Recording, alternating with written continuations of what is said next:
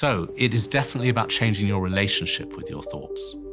So a typical meditation practice is you sit and you focus on your breathing.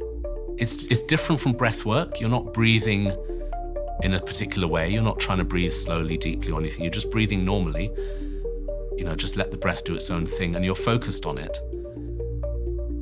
So on paper, that sounds really clear and clean and simple. Focus on your breath. The reality is it's really messy because you focus on your breath and within a few seconds, you're thinking about shopping lists or food or sex or anything. The mind just goes.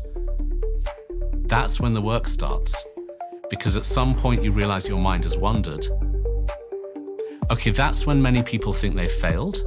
They were meditating, they were with the breath, and then they realize they're thinking about emails they need to write or shopping or whatever. And then they think, oh, I'm a failure, and they very angrily bring themselves back to the breath. That's just gonna make you more stressed because you're actually training in feeling like a failure. You know what I mean? Mm-hmm.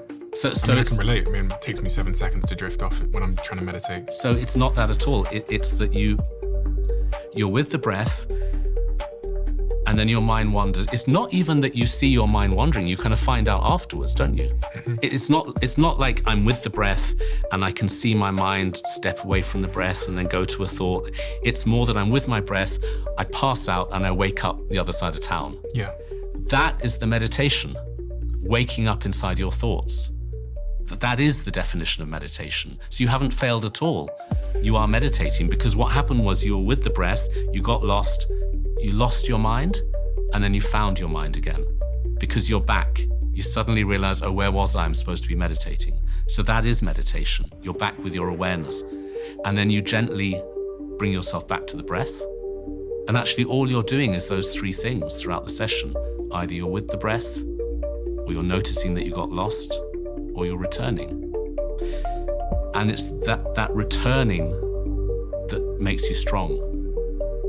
Every time you return to the breath, you are making a very powerful decision. That's the attachment or the addiction to the thoughts. The mind was lost in those thoughts and you are recapturing your attention and bringing it back. So you are choosing where to send your mind. And if you do this like an exercise, almost like going to the gym and getting strong, day after day, week after week, you're teaching yourself how to choose to be happy and how to choose not to suffer.